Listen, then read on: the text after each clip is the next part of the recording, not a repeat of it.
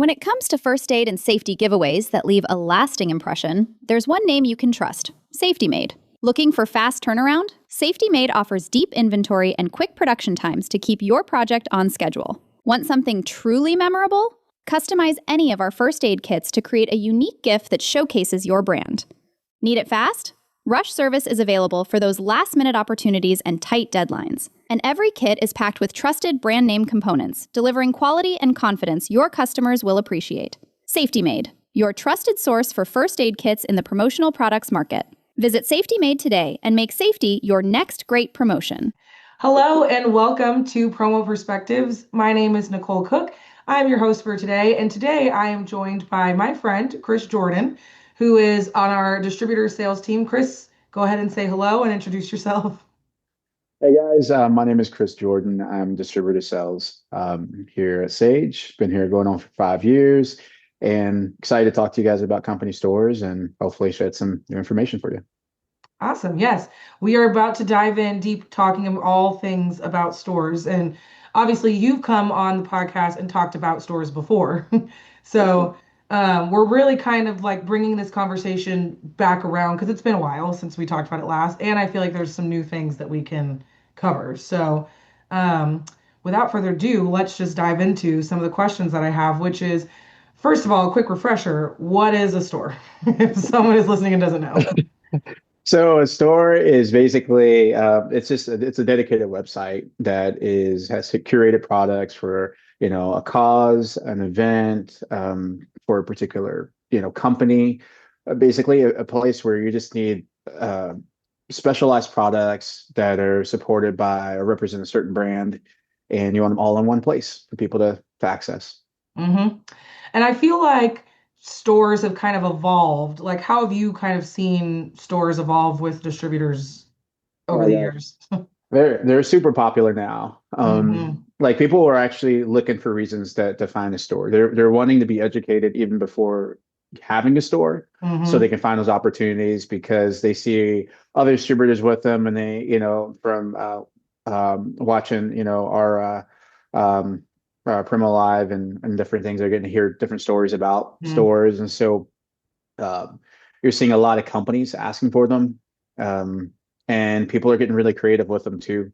So there's a lot of different ways you can use them. So instead of it just being simple, hey, we just have these products, and all the employees go and access them, they're like, hey, we need we're doing awards, and we want all of these certain employees to pick out the products they what they want. Yeah. So people find every reason to do them. So Have you seen any like creative use cases for how people are been implementing stores, especially if people are kind of asking for them before their customers are? yeah, I actually just had have a customer just recently purchase a store to create his own demo store so he can pitch Mm. stores. Oh, So that's he cool. paid for a store. He's like, hey, we want our own store first, just as a demo, and we can kind of build to Uh-huh. way we think our clients are going to like it, and then we'll use that as our sample to other clients for them to actually buy stores. So that's pretty awesome. Yeah, that's smart. Yeah, I've seen some distributors, if they sort of, let's just say they have a certain line um that they're selling, and they're like, um it doesn't, the showroom doesn't do it justice. Let me add it, let me put it all in the store, Hmm. to kind of have it. So especially if they're like making signage, or some companies, they'll be selling cannabis or something if they're in California or things like that, Hmm. um or not selling it, but they'll have a promo for it, and they just want to tailor to a Right. specific audience. So Yeah. I feel like another like type of store I've been hearing about lately is a pop-up store. And I feel like that's just been like a buzzword that's kind of started in the industry recently. So, what's kind of your take on what a pop-up store even is and when it might make sense to use one? yeah, I would say pop-up stores are probably the majority of stores, Mm. because for a distributor, it comes down to just meeting minimums. It doesn't matter really. Well, all the distributors care about is, the size of orders they're placing with the suppliers. They just want to meet that minimum. If you can't do it with the ongoing store, you can do it at the pop-up store. And one of the motivations with that, it kind of helps everybody. It motivates if you're trying to get people to tell you their sizes and colors they want, Mhm. it puts them on, a timeline. So you get all those orders in. Mhm. It creates structure those orders rather than having it ongoing. And if you're a procrastinator, like me or Yeah. someone, a lot of us, you wait till you'll never do it, Yeah. and if you're the marketer that's trying to collect these orders, you're driving yourself crazy because you're like, would you please do it? But again, Yeah. if you say like, hey, it's 2 weeks to collect these orders, um, the distributor loves it because they know that, hey, the amount of orders that they're supposed to receive is going to meet the minimums for the supplier, Right. and everyone's happy. So Yeah. And we use stores like even internally, and you could consider our employee store almost a pop-up store whenever we have to get apparel for Expo every year. Like that's a limited time window yeah, that we have to go use one of our stores. yeah, and you don't want to miss that window. No, that's true. If anybody sees us at Expo in the wrong outfit, then they know that we did not order on time. Quick story. I remember I was walking to the booth and I had the wrong shirt on and I freaked out and I was like, I know I'll place the order with that Yeah. shirt. And so like I'm like sweating, right? And I'm going back on my emails and I'm at my phone. I'm like, okay, and then sure enough, I get back to my hotel room and I have this shirt. It's just under my jacket, Uh, another shirt, and I'm yeah. like, whoo. Yeah. So yeah, so the cool thing about those two is, I think for distributors to know is the great thing about stores is if you want a sure way to make sure that like your employees or the people that need those products get the right thing, Hmm. um, and that's it. And then also too, it creates brand consistency, Yep. especially if like a franchise you have multiple locations. Like that's one of the biggest pain points that's solved, especially for really big companies. So Yep. Totally agree. And are there any, like, I feel like, you know, employee uniforms and things like that are a program that makes sense. Are there any other programs that work especially well as stores or even limited time stores? yeah, like one of the programs that I just talked to someone yesterday about is giving employee credits, them to Mm, access the stores. So I look at marketing as both internal marketing for a company as well as external, right? And so one of the things that companies do using stores is to keep the culture engaged with the brand hmm. and getting the employees, because sometimes the way to get the store like moving and get it going is by offering incentives for employees to access it. So, um, so them getting having money to spend and say, hey, you have 150 bucks to spend by the end of the year, but you have access to the store, has been that's just a recent case that's just Hmm. like, it's not for anything special. It's just for Right. employee engagement. Yeah. So, and nothing strokes an ego of a business owner than seeing, his employees wearing or her employees wearing, Yeah. rocking the brand. So. Yeah, that's so true. Do you have any other examples of like successful or interesting store stories that you've seen or worked with or know of other people's that they've worked with? Yeah, so one of the most popular stores is type of store is like when you deal with like healthcare. That's one of Mm-hmm. the biggest industries, health networks, scrubs, central. So having a central place for people to get what they need, um, is awesome, because you gotta sometimes the more successful store is the bigger the problem it's solving, Yep. right? So you think about doctors and nurses and things and divisions. If there's turnover, people come in and coming out, they need to get their right scrubs with their name on and all that. And having one central place where it's going to be consistent with everything else. And that solves a huge problem, right? For Yeah. that the thing. So what happens is I've seen that becomes some of the most successful things is like, if you're solving levels deep. And also too, I think success too is also too just keeping a customer. Yeah. When you do a store for a customer, you lock them in, they're not going anywhere. So that's success in itself. because, distributors know that, you're not the only one that's knocking on doors or trying to get your customers business. Even if you think they're Yeah. loyal, there's someone that's still trying to get the business. And if you have a store with them, you can call it success that, they're still spending, $100,000 a year with you the next Yep. year because, they're not having emailing and saying, hey, I want the same order again. But they're saying, hey, you Yeah. know what? Let's go to our website and click what we need. So, Yeah.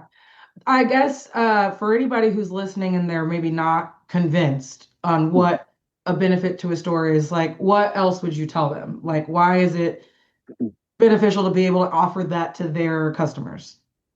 a really huge benefit, and I think this is one that this speaks to your customer, and I think really understanding your customer and their line of work. Well, where for distributor, your focus is to sell products and to sell products, right? Hmm. Your customer is they are often they're running a business, or if they're a marketer, usually a lot of times the people who are in charge of buying the promo and apparel, that's one of many hats they're wearing. Yeah. Okay. That's one of many hats they're wearing. Sometimes they don't even know that it's possible to have a store.